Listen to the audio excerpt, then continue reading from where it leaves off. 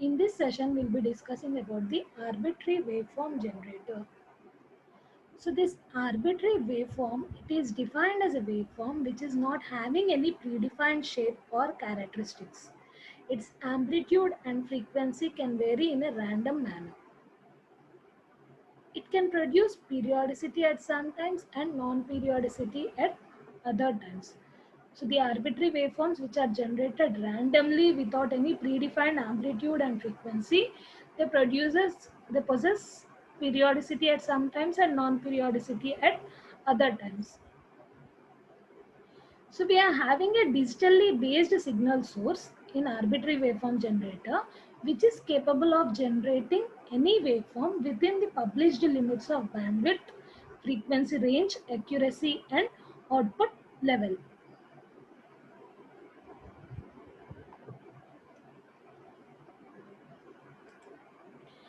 Next.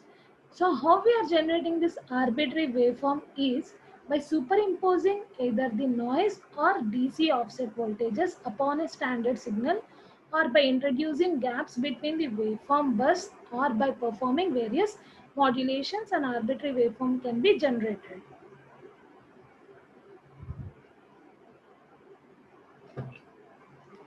Next, we use these arbitrary waveforms as test signals in order to determine whether the test equipment is functioning properly or to detect any faults present in the equipment.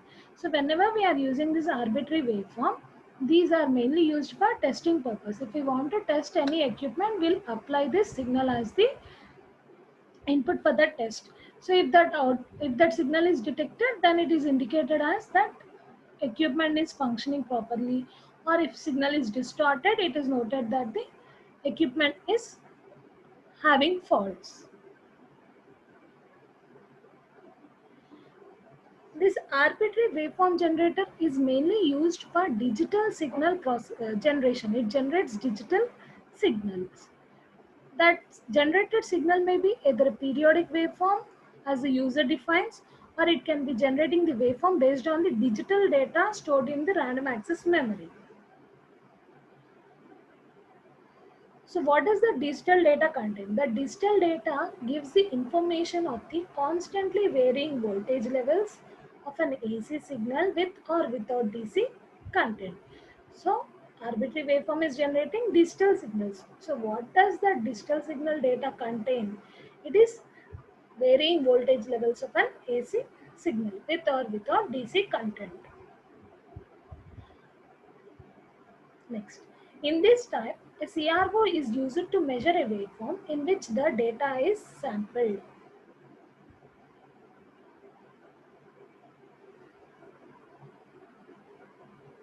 So this is the block diagram of an arbitrary waveform generator. So in this we have clock oscillator, memory address control, waveform memory, shift register, DAC, analog output circuit, and the arbitrary waveform will be displayed with the meter in the output. So here we can generate the digital signals from the memory address control with the help of an external trigger, and that data will be stored in the waveform random access memory, and that data will be given to the DAC by using a shift register. Now the DAC will reconstruct the samples into an analog signal, and for that analog signal we'll be adding some internal or external noise source, and an arbitrary waveform is generated. So let us see. So the DAC is used to read back the memory locations and feeding the data points, thereby reconstructing the signal at any time. So the DAC will reconstruct the signal at any time by feeding all the data points. And while we are generating an arbitrary waveform, it is very important to have better fidelity. So to achieve that better fidelity, we are using the sampling frequency, which is twice as that of the highest frequency component of the sample signal. So this is how an arbitrary waveform looks like. It is not having any predefined shape. So here we'll be having small samples. So by joining all that samples, we are reconstructing the signal by using a DAC. So this particular desired waveform will be produced if we are having more number of samples. So this is about the arbitrary waveform generator. Next, video signal generator. So a pattern generator is used to provide the video signals directly and with RF modulation. So we are using a pattern generator which is used to produce the video signals with RF modulation. So these video signals are mainly used for testing and servicing of the TV receivers. Or sometimes they are also used on standard TV channels for alignment purpose. So the output signal, the output of the pattern generator, which is a video signal, will be in the form of geometrical patterns like horizontal and vertical bars, checkerboard, crosshatch, dots, etc. So it will be producing a multi-format analog and digital precision signal. So these patterns are mainly used for linearity and video amplifier adjustment. So the vertical bars, horizontal bars are mainly used for linearity and to provide the video amplifier adjustment. So in addition to these video signals, pattern generator is also producing the sound signals. So an FM sound signal is also provided in the pattern generator, which is used for aligning sound sections of the receiver. So this pattern generator not only generates the video, it also generates audio sound signal for that video also. So this is the block diagram of an pattern come sound signal generator.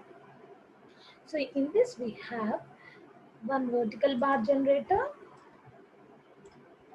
and horizontal bar generator. So in this vertical bar and horizontal bar, we are having multivibrator, divider and shaping circuits. So this vertical bar generator is used to provide the vertical lines. Horizontal bar generator is used for generating the horizontal lines.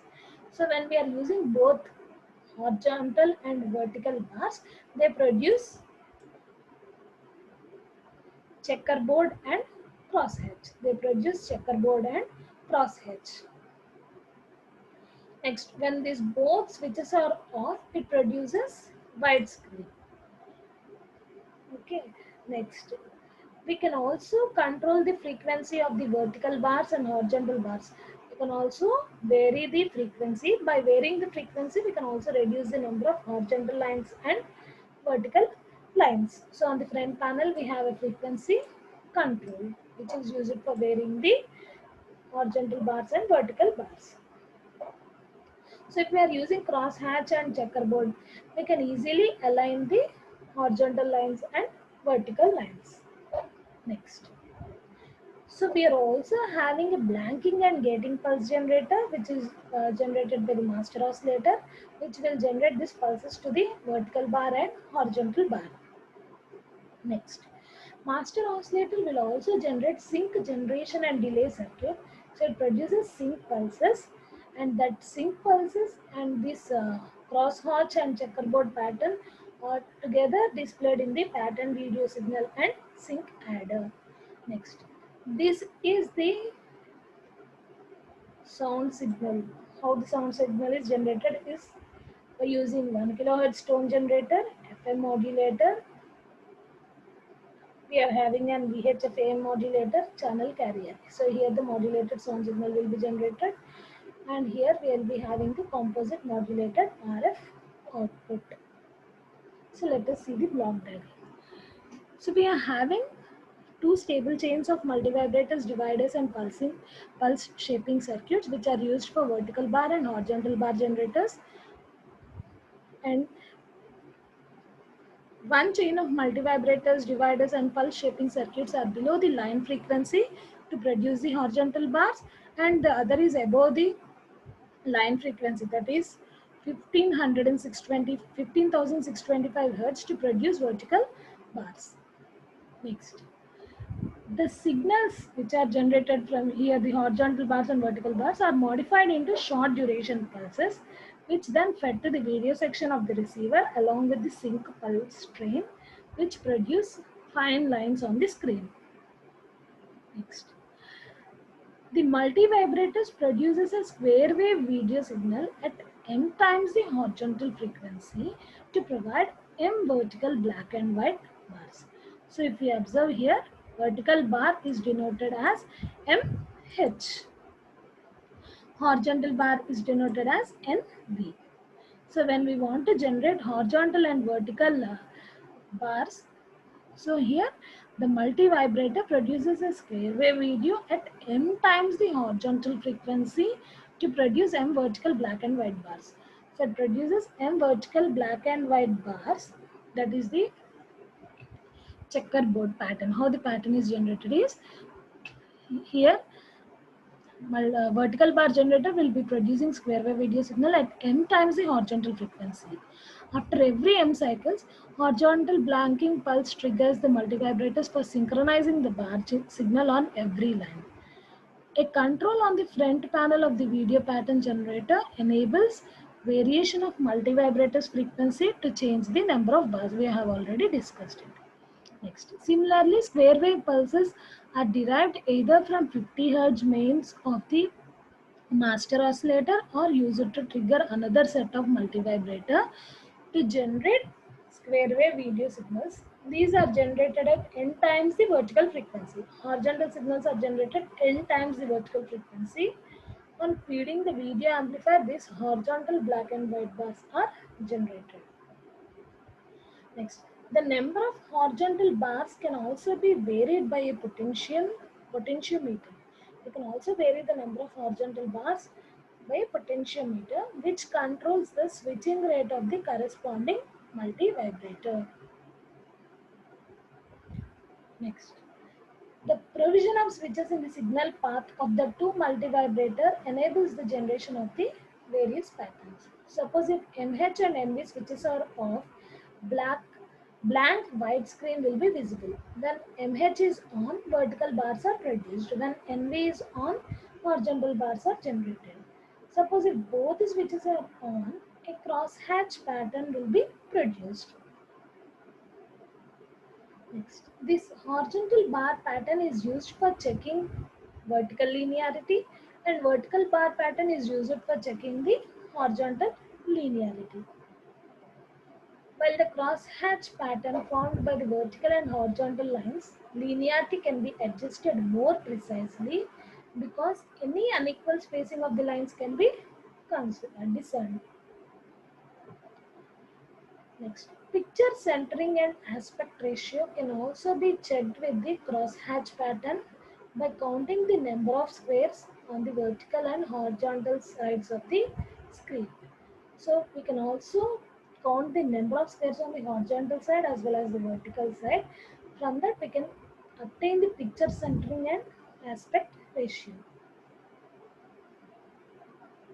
Next, modulated picture signals are available on limited channels for injecting into RF section of the receiver. Similarly, an FM sound signal with carrier of 5.5 MHz plus or minus 100 kHz modulated by a 1 kHz tone is used to provide the sound signal. So this is about the video pattern generator. Thank you.